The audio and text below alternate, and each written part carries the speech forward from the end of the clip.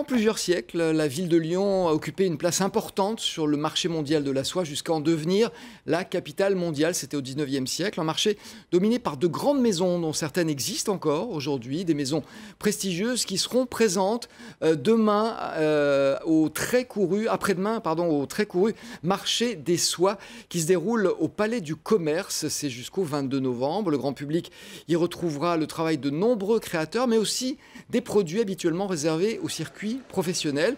Parmi ces maisons incontournables, il y a bien sûr Bianchini-Ferrier, Malfroy-Millon, Tassinari et Châtel, et évidemment les soieries Brochier, au travers entre autres de la soierie Saint-Jean, dont nous accueillons l'un des responsables. Bonjour, merci.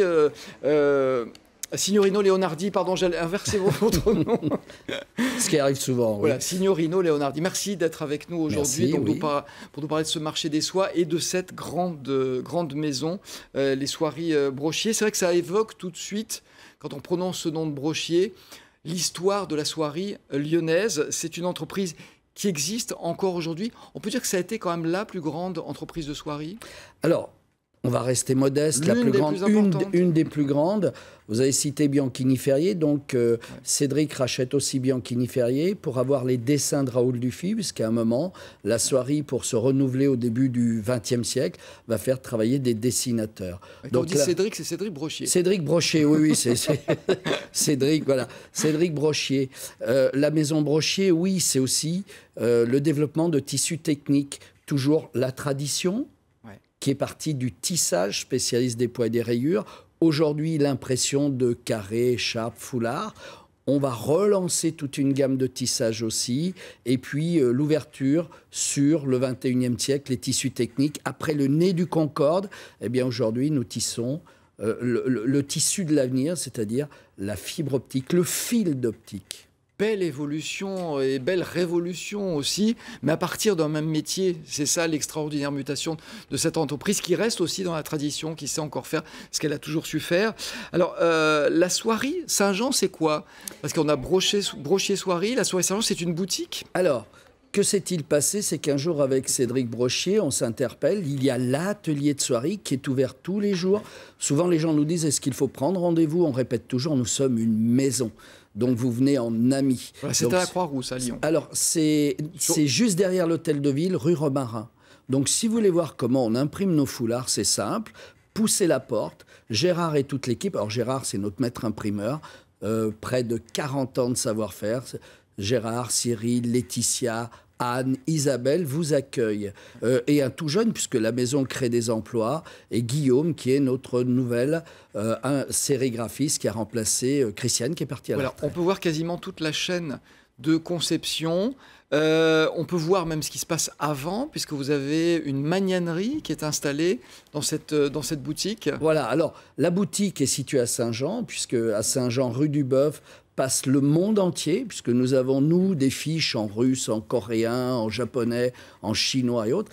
Et on s'est très vite rendu compte qu'il fallait complètement dépasser l'aspect mercantile.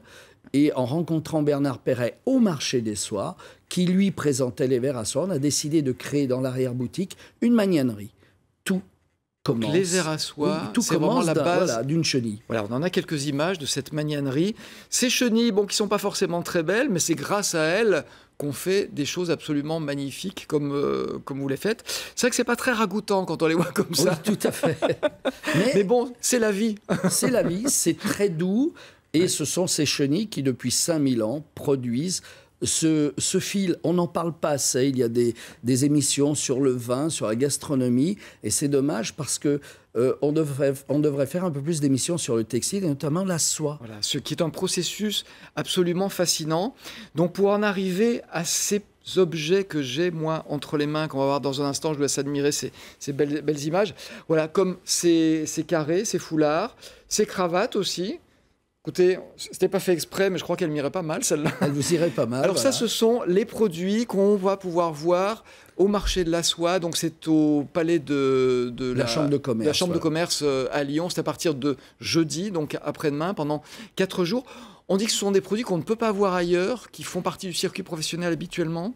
Alors, que se passe-t-il? C'est que les maisons de soierie, eh bien aujourd'hui, vous les avez citées, Malfroid-Millon, alors Brochier-Soierie bien sûr, Marc Rosier, je pense sera encore présent, mais il a été pris par un fonds chinois parce qu'en Chine, dans les magasins de luxe, ils veulent de la soierie lyonnaise. C'est vraiment extraordinaire. Parce que ça reste une référence. Nous restons une référence. Et donc ces produits, et la boutique à Saint-Jean est on va dire, le prolongement d'une maison de soierie. Avant, on trouvait différents produits dans on va dire, les grandes surfaces de luxe, telles les Galeries Lafayette et autres. Aujourd'hui, voilà, on invite tous les gens à dire, vous êtes sûr d'avoir... Parce qu'aujourd'hui, le marché est vaste et ce marché est envahi de produits d'importation qui n'ont pas toujours des critères de qualité, de savoir-faire. Et donc aujourd'hui, la boutique qui prolonge le marché des soies est disponible à Saint-Jean pour présenter ses produits. Voilà, donc on peut voir ces produits, c'est le savoir-faire lyonnais. Regardez comme c'est beau. Comment est-ce qu'on appelle cette... Alors, ça, c'est un produit qui va être fabriqué, qui est tissé à Manchal chez Denis, qui travaille notamment avec Chanel. C'est de la panne de velours. Donc c'est un tissage jacquard. La machine a 60 ans comme moi. Il faut la démarrer tous les matins. Elle n'a pas connu l'informatique. Je l'ai connue. Et donc cette machine va tisser le dessin. Une fois que le dessin est tissé, on a un velours droit. On va écraser la fibre. C'est ce qu'on appelle les moirances. Le moiré s'obtient par écrasement des fibres. Les Égyptiens le faisaient. Oui. Et après, il sera entièrement peint main. Voilà, ça c'est vraiment la tradition du tissage et du pain main lyonnais. Tous ces produits qu'on peut voir grâce à vous et grâce à toutes les entreprises de soierie de la région. Merci beaucoup d'être venu nous en parler, le temps passe très vite. C'est à partir de jeudi, donc c'est au Palais de la Bourse, c'est à Lyon et c'est pendant 4 jours, voir des beaux produits à des prix attractifs bien évidemment. N'hésitez pas à vous y rendre. Merci.